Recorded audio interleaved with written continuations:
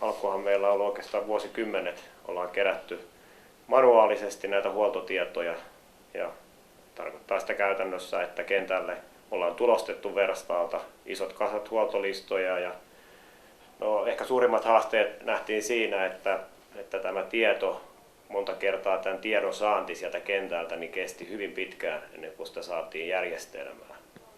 Eli näitä huoltolistoja saattoi lojua autoissa siellä. Välillä ei tiedetty ihan tarkkaan, kuinka paljon oli tehty näitä huoltotöitä. Ongelmia oli tiedon saanti suoraan järjestelmiin ja niille henkilöille, jotka tarvitsee sitä, niin se oli ehkä suurin puute siinä.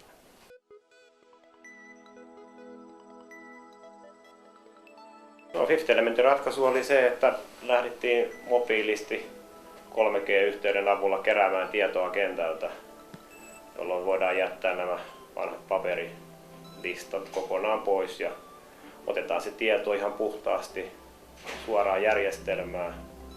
Saadaan se verkolta tarvittava kriittinen kuntotieto ja huoltojen tilanne, missä mennään. Ja saadaan suoraan se tieto ja olemme tyytyväisiä kyllä olleet siihen.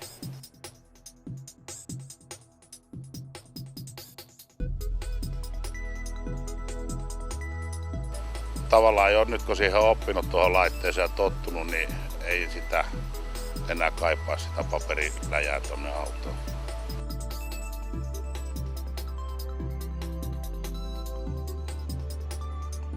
Tietenkin tärkeintä on ollut siinä, niin asenteet, jotka käyttävät sitä, niin ovat itse olleet mukana kehittämässä tätä. Kun mehän se työ tehdään ja siis niin meitä varten se on tehty se laite osaksi. Onhan siinä tietenkin kaikki muutkin seurannat, mutta se, että se helpottaa meidän työtä ja nopeuttaa sitä, niin se on, niin me ollaan saatu antaa sinne paljon vinkkejä.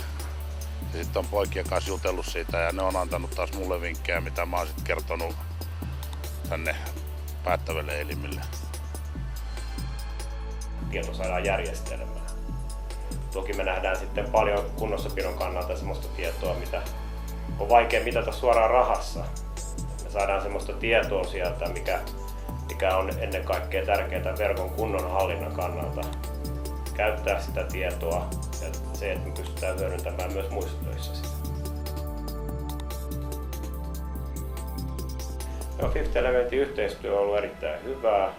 Tärkeänä lähtökohtana, mikä oli, kun lähdettiin projektia toteuttamaan, niin oli tämä vuorovaikutus siinä. Että hyvät yhteistyökumppanit siinä ja kemiat toimii siinä, koska hyvin läheistä yhteistyötä ollaan tehty.